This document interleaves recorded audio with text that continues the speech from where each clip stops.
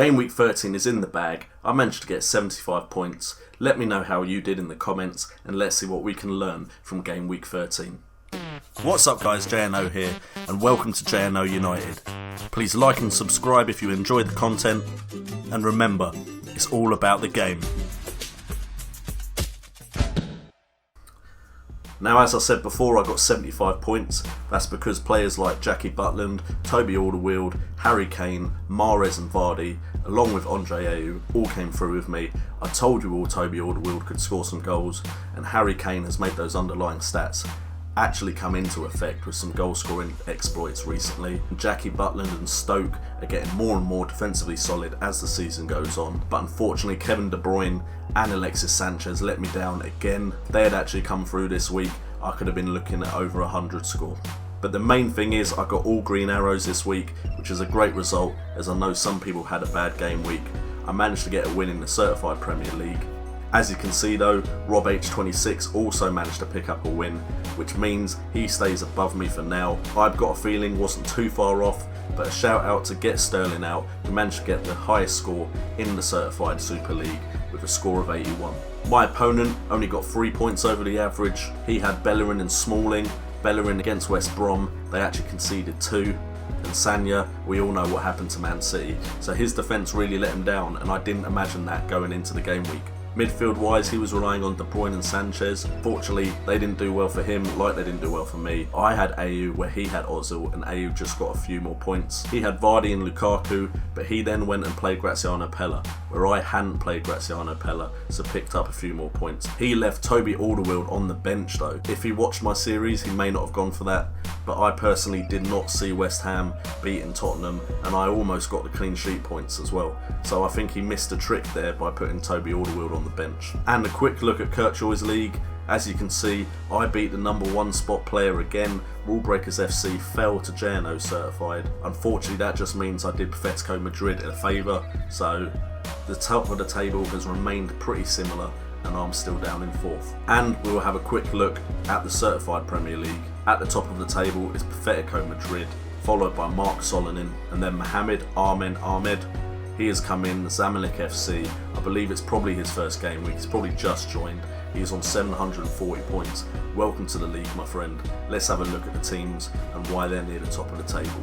Okay, so we'll start off with Callum Sims. You can see his team defensively were absolutely appalling, but he captained Lukaku. He had Kane as vice captain, so either way he was laughing. He had Andre Ayew and Coutinho, and he had Mahrez. So we got very decent scores considering what his goalkeeper and defence managed to achieve. Solonin got 90 points. He had Stones in defence. Everton looked very solid defensively.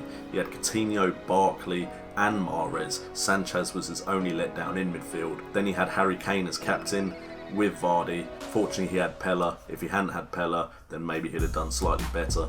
And then the new boy in the league, he only got 60 points. As you can see, he's done well consistently all season. He captained Andre Ayew. Now that was an inspired decision. If he had just had some better players around Andre Ayew this game week, he'd have been laughing. He's got Wijnaldum. I'm not too sure about him anymore.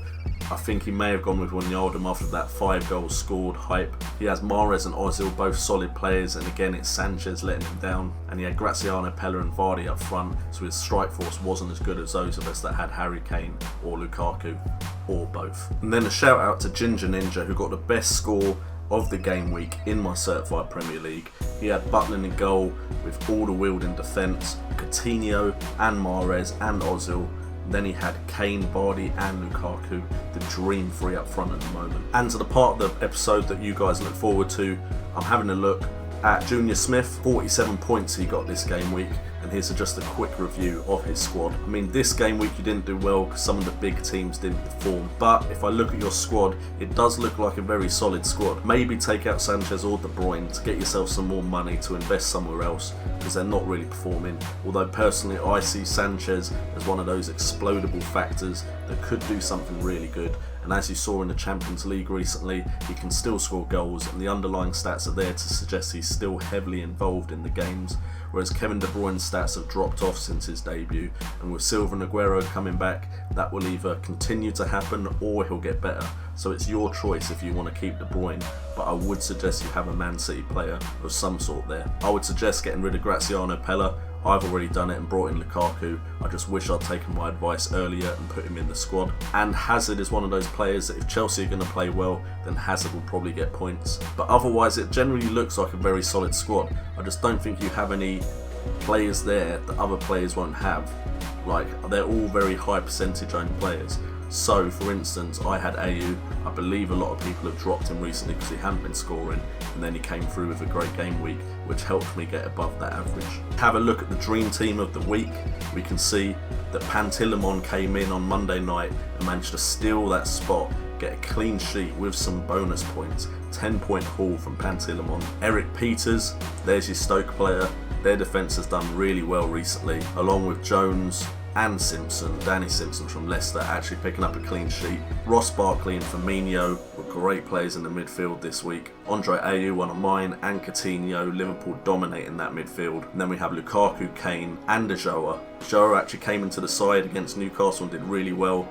If he can keep that game time up, then maybe he will be a differential. Now for my stats that we can take from this week to help us moving forward, to make our picks for our Fantasy Premier League team. I'm going to have a look at the top 5 teams with attempts inside the box from the game week, so you can get an idea who's getting those chances and who may score some goals. Top of the attempts inside the box was Leicester City. They went to Newcastle and ran riot. Now I personally think that suggests that even though their fixture list is getting a lot tougher now, they're still likely to score goals. They did it against Arsenal, so I don't think they'll necessarily struggle against other teams either. I think they just may concede more than they score, but if Vardy scores 2, who cares if Leicester lose 3-2? You've still got those points. Then we have Tottenham and Chelsea. Chelsea with a lot better performance this week, although they only won by 1 goal. Then we have Everton and Bournemouth finishing off the top 5. Bournemouth's change of tactics recently made Dan Gosling one of the top midfielders with attempts recently, so maybe have a look at that Bournemouth side. There could be something there that people haven't spotted yet. And the bottom of the table for attempts inside the box, we have Norwich with the worst record. Then we have West Brom, Aston Villa, West Ham and Man City. Can you believe Man City were in the bottom? That just shows how much Liverpool played them off the park. And then for my players of the week, goalkeeper wise, it's got to be Costel Pantilimon. He had 8 saves and conceded no goals. That was a great game score this game week from a keeper that I've always thought was good, but he just happened to be in a Sunderland side that was seriously struggling. Then in defence we have Toby Alderweireld. I told you all he was good. He scored 1 goal, had 2 aerial duels, both of which he won, and 11 clearances. It's just unfortunate Tottenham didn't get that clean sheet. Midfield wise, Roberto Firmino in an out of position berth up front, played a kind of false 9. He had 5 attempts, 5 of which were inside the box, 4 of which were on target, 1 goal, 2 chances created with 1 assist. Those stats, if he can keep them up, means he could be a great player to bring in, and most people are going for Coutinho, so Firmino could make a difference. And then up front, I've gone with Harry Kane over Lukaku just because the underlying stats suggest he deserved his 2 goals more than Lukaku did.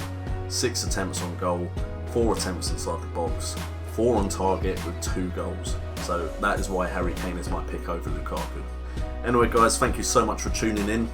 I hope you like the new format that I'm doing currently for this show. If you do, say so in the comments or smash that thumbs up button. I've been JNO, you've been awesome, and remember, it's all about the game.